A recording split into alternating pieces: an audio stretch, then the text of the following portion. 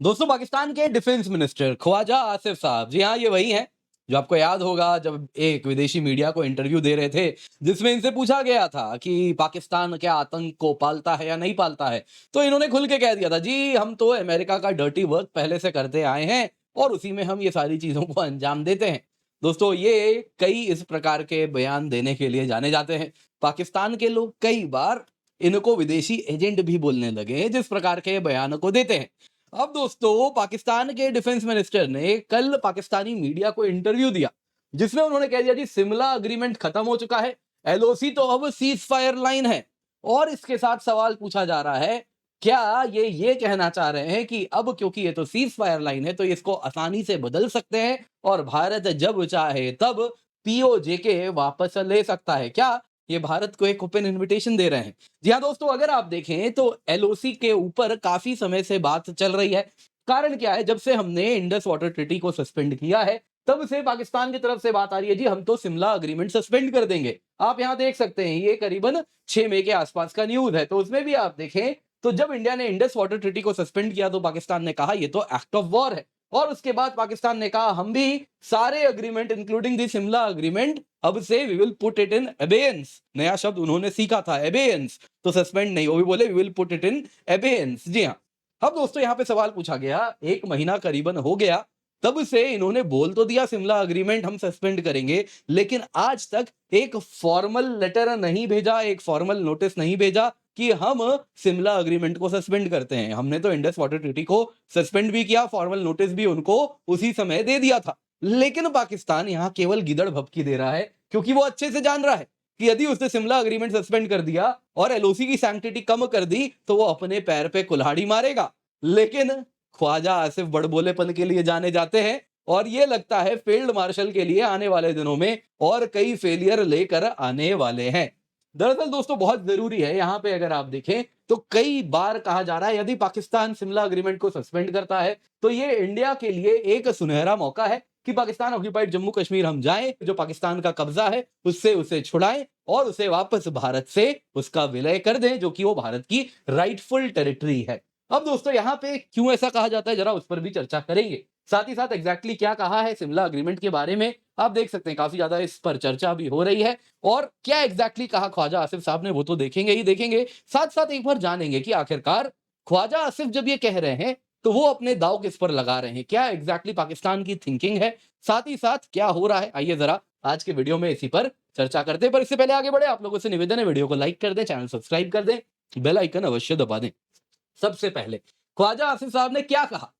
देखिए पाकिस्तान के defence minister ऐसे अरे गहरे कोई व्यक्ति नहीं है कि जो किसी ने है ना बिलावल भुट्टो टाइप नहीं कि कुछ भी कह दिया तो हम वहां पे कवर कर रहे हैं। डिफेंस मिनिस्टर ने कहा है, ख्वाजा आसिफ, 1972 का शिमला अग्रीमेंट एक डेड डॉक्यूमेंट है जो कि आज के समय में रेलिवेंट नहीं है। आसिफ ने कहा पाकिस्तान वापस से कश्मीर को लेकर 1948 वाले पोजीशन में आ गया है। लाइन ऑफ कंट्रोल अब एग्जिस्ट नहीं करता, अब ये सीज फायर लाइन है, एक फॉर्मल बाउंड्री नहीं है। दरअसल दोस्तों यहां पे आप अगर देखें तो कुछ इस प्रकार से पाकिस्तान ऑक्यूपाइड जम्मू कश्मीर आप देख सकते हैं, वैसे ये पाकिस्तान ऑक्यूपाइड लद्दाख है, चाइना ऑक्यूपाइड लद्दाख आप यहां पे देख सकते हैं। तो यहां पे दोस्तों ये जो लाइन आप देख रहे हैं ये एलओसी है। दरअसल हुआ यूं था, जब भारत से पाकिस्तान बट के निकला था उसके बाद बंटवारे के बाद उसने जम्मू कश्मीर में हमला कर दिया था। उस टाइम क्या किया था, कहा था कबाइली हमला कर रहे हैं, पाकिस्तान तो इसमें हमला भी नहीं कर रहा।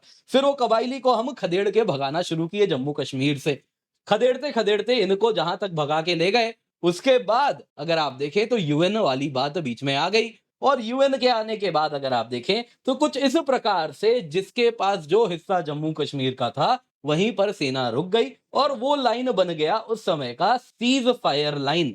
1947-48 इंडिया पाकिस्तान कश्मीर वॉर। कमाल की बात क्या है, इसमें पाकिस्तान कहां से आया, क्योंकि सामने वाले तो कबाइली थे, लेकिन पाकिस्तान पाकिस्तान है और इंटरनेशनल उस टाइम का जो समीकरण था उनका ये प्रपंच था, उसी का ये नतीजा होता है। खैर दोस्तों यहां पे अगर आप देखें तो ये यूएन मीडिएटेड लाइन होता है, सीज फायर लाइन होता है, लगभग ऐसा ही है जैसा आप एलओसी देख रहे हैं आज के समय में, कुछ वैसा ही सीज फायर लाइन भी है। माइनर चेंजेस हैं, कारगिल वगैरह में कुछ बाद में चेंजेस आए हैं, कुछ टेरिटरी हमने अपने अंदर रखे हैं और इस प्रकार से आप देखें तो बदलाव आया है, लगभग ऐसा ही, लेकिन आप मान के चल सकते हैं। दोस्तों हुआ यूं, ये जो लाइन था इसको कहते थे सीज फायर लाइन, लेकिन ये क्या था अगर आप देखें तो ये वॉर जहां पे रुक गई, जिसके पास जो टेरिटरी रह गया उसके हिसाब से डिमार्केटेड लाइन था। लेकिन फिर क्या हुआ, 1971 वॉर हुआ, उसके बाद हुआ शिमला अग्रीमेंट, जिसके द्वारा हमने कहा कि ये देखिए भाई, ये जो सीज फायर लाइन है इसको डिमार्केट कर देते हैं। ये जो है इसको प्रॉपर दोनों साइड से फौज बैठी, मिलिट्री टू मिलिट्री नेगोशिएशन हुआ, और उसके बाद ऑन ग्राउंड अगर आप देखें तो ऐसे लाइन खींचा गया जिसके आधार पे एलओसी बन गया।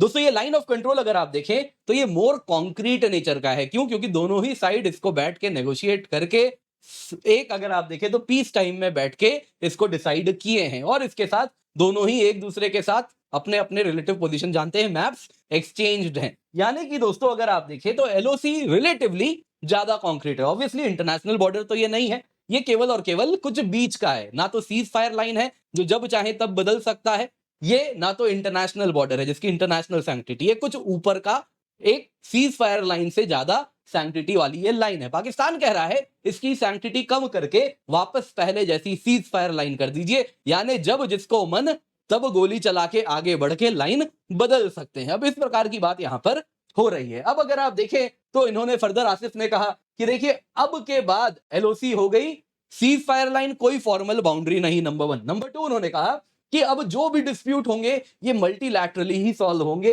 इंटरनेशनली ही सॉल्व होंगे, बाईलैटरली नहीं सॉल्व होंगे।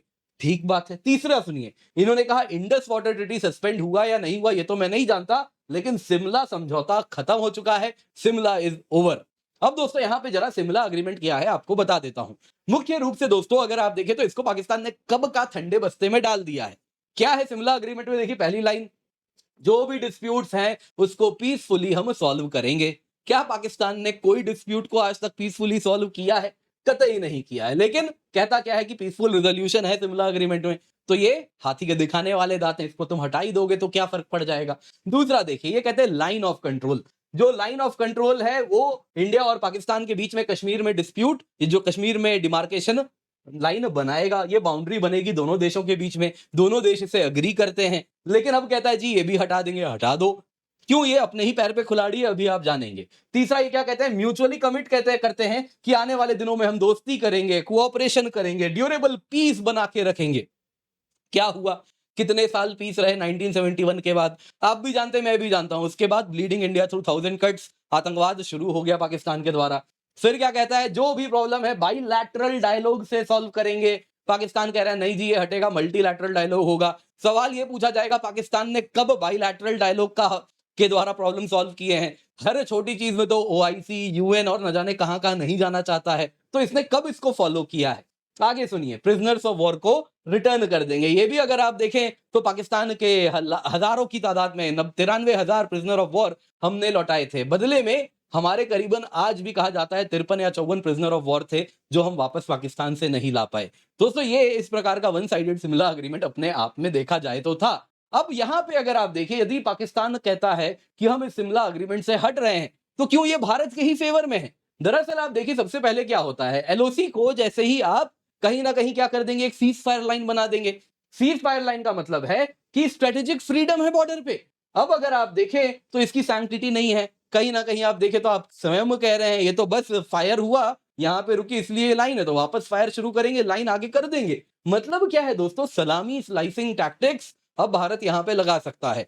अब अगर आप देखें तो असर्टिव तरीके से मिलिट्री अपनी कन्वेंशनल स्ट्रेंथ का इस्तेमाल करके लाइन को धीरे धीरे धीरे धीरे खींचना शुरू कर सकती है, पाकिस्तान की तरफ धकेलना शुरू कर सकती है। तो दोस्तों ये तो हमारे लिए बहुत बड़ा बेनिफिट है। दूसरा अगर आप देखें तो इंटरनेशनलाइजेशन एफर्ट्स की बात करता है। पाकिस्तान क्या कह रहा है कि इसको हम इंटरनेशनल पटल पे लेके जाएंगे। तुम कहां नहीं ले जाना चाहते हो? अभी भी तो तुम यूएन में ले गए, क्या हुआ? तुम ओआईसी में ले गए, क्या हो गया? कुछ तो हो नहीं रहा। सवाल यह है दोस्तों, आज भारत का जो ग्लोबल डिप्लोमेटिक इन्फ्लुएंस है उसके बाद कौन पाकिस्तान को एंटरटेन करेगा? चाइना के सिवा कोई ऐसा एक भी देश नहीं है जो कि पाकिस्तान के साथ खड़ा होने को तैयार भी होगा। आप देख ही रहे हैं दोस्तों, यहां पे अगर आप देखें तो कोई इंटरनेशनल बॉडीज आज सिग्निफिकेंट नहीं है इतनी जो पाकिस्तान के लिए आवाज भी उठाए। दोस्तों यहां पे अगर आप देखें तो ये कहीं ना कहीं एक न्योता है कि हम पीओजेके वापस ले लें। अगर आप देखें तो एलओसी की जो लेजिटिमेसी है वो यदि कम होती है, क्योंकि पहले तो क्या था, म्यूचुअली अग्रीड बाउंड्री है, हम दोनों इसको इज्जत देते हैं, हम दोनों कहते हैं हाँ चलिए लाइन है। कारगिल के टाइम भी हमारे प्लेन ने भी एलओसी पार नहीं किया था, फाइटर जेट्स भी एलओसी के इस तरफ से ही वार कर रहे थे। ये रिस्पेक्ट हम किया कर रहे थे, लेकिन अब क्या कह दिया इसने? कहा कि एलओसी नहीं तो सीज फायर लाइन है। ठीक है, अगर सीज फायर लाइन है तो फिर वैसा ही होगा। धीरे धीरे धीरे धीरे पीओजे को हम एग्रेसिवली अब कैप्चर कर सकते हैं, दुनिया भी कुछ नहीं कहेगी, क्योंकि आप ही ने कहा ये तो अब सीज फायर लाइन है। दोस्तों यहां पे जानना होगा कि आखिरकार पाकिस्तान सोच क्या रहा है। देखिए दोस्तों, पहली बात क्या है, ये ख्वाजा आसिफ के स्टेटमेंट है। अब पाकिस्तान में ये डिफेंस मिनिस्टर है, तो सीरियसली लेना पड़ता है, लेकिन ये जाने जाते हैं फूलिश स्टेटमेंट्स देने के लिए। लेकिन ये स्ट्रेटेजिक स्टेटमेंट है, ये जानबूझ के पाकिस्तान दिलवा रहा है। देखिए दोस्तों, पाकिस्तान एडमिनिस्ट्रेशन ने अब तक कोई फॉर्मल नोटिस नहीं दिया है शिमला अग्रीमेंट को हटाने के लिए। ये दोस्तों दरअसल एक स्ट्रेटेजिक एम्बिग्विटी का पालन कर रहे हैं पाकिस्तान के प्रशासन में, जिसके अंतर्गत वो क्या करना चाह रहे हैं कि एक तरफ कहेंगे जी शिमला अग्रीमेंट हट गया हट गया हट गया, दूसरी तरफ उनको हिम्मत नहीं है कि वो एक फॉर्मल नोटिस भेज दें इस रिगार्ड में। कारण क्या है दोस्तों? कारण है कि वो अच्छे से जान रहे हैं यदि शिमला अग्रीमेंट सस्पेंड होगा तो ये भारत के ही फायदे में है। लेकिन यहां पे पाकिस्तान अपना दांव किस पे खेल रहा है जरा वो भी देखते हैं। अगर पाकिस्तान सोच रहा है शिमला अग्रीमेंट हम हटाएंगे, तो एक ही चीज पे वो दांव खेल सकता है, वो ये सोच रहा है कि कश्मीर मुद्दे को वो इंटरनेशनलाइज कर देंगे। इंटरनेशनलाइज करने से भारत के ऊपर दबाव बन जाएगा और उसके बाद भारत कश्मीर में और जो वो सारे सपने लेके रखा है वो सारे सपने पूरे होने लगेंगे। यहां पे दोस्तों उनको लगता है यूएन के साथ एंगेज करेंगे, चाइना, ओआईसी, ये सब मिलके भारत पे दबाव बना देंगे। लेकिन पाकिस्तान की स्ट्रेटेजिक कम्युनिटी तो समझती है ये 60-70s का जो भारत था वो भी दुनिया में, अगर आप देखें ग्लोबल प्लेटफॉर्म में हम काफी नीचे थे 60-70s में, वो भारत भी इंटरनेशनल प्रेशर को सह के भी सब कुछ मैनेज कर लेता था कश्मीर मामले को। तो आज का भारत तो बिल्कुल अलग है। आज का भारत कहां से ही इंटरनेशनल प्रेशर से दबने वाला है। तो पाकिस्तान के स्ट्रेटेजिक सर्कल्स में ये इंफॉर्मेशन है। तो दोस्तों ख्वाजा आसिफ फिर ऐसे स्टेटमेंट्स क्यों देते हैं? वो ऐसे स्टेटमेंट्स डोमेस्टिक कंजम्पशन के लिए देते हैं। वो पाकिस्तान के लोगों को बताना चाह रहे हैं इंडस वाटर ट्रीटी हट गया, पानी की किल्लत हो रही है, किसान नाराज है, तो घबराओ मत, हमने भी जवाब दे दिया मुंह तोड़, हमने शिमला अग्रीमेंट वापस ले लिया। तो ये जो है ना वो वहां के लोगों के लिए मैसेज है। बाकी ग्लोबल प्लेटफॉर्म पे पाकिस्तान भी जान रहा है ये शिमला अग्रीमेंट हटाएगा तो अपने ही पैर पे कुल्हाड़ी मार लेगा, और यही कारण है कि उसने आज तक फॉर्मल नोटिस नहीं भेजा है। उम्मीद करता हूं दोस्तों आपको वीडियो पसंद आई होगी, लाइक जरूर कीजिएगा। इसके सिवा बहुत इंपॉर्टेंट है, आपको बता देता हूं, अगर आप यूपीएससी 2026-27 की प्रिपरेशन स्टार्ट कर रहे हैं तो बड़े ही अफोर्डेबल प्राइस, केवल 19,999 रुपए में आपके लिए हम सब्सक्रिप्शन लेकर के आए हैं। 12 महीने का फ्री एक्सटेंशन भी आपको मिल रहा है। आप निश्चिंत होकर जुड़े, इस कीमत पे कंप्लीट सिलेबस कवरेज होगा, क्या जीएस, क्या सीसैट, क्या प्रीलिम्स टेस्ट सीरीज, क्या mains test series with evaluation. आप कोई भी बैच देख सकते हैं, आप चाहे तो हिंदी में देखें, इंग्लिश में देखें, या फिर आप बाइलिंगुअल देखें, आपकी मर्जी है। इसके सिवा दोस्तों प्लस भी, आइकनिक भी, कॉम्बो में दोस्तों आपको हम ऑप्शनल भी प्रदान करते हैं। तो ये आपको केवल 27,999 रुपए में मिल रहा है, जिसमें जीएस भी है, ऑप्शनल भी है। इतने सारे ऑप्शनल में से अगर आपका कोई भी सब्जेक्ट है 8 सब्जेक्ट्स में से, तो आप इसको जरूर लें। बड़े ही अफोर्डेबल तरीके से क्वालिटी कोर्स आपको मिलेगा।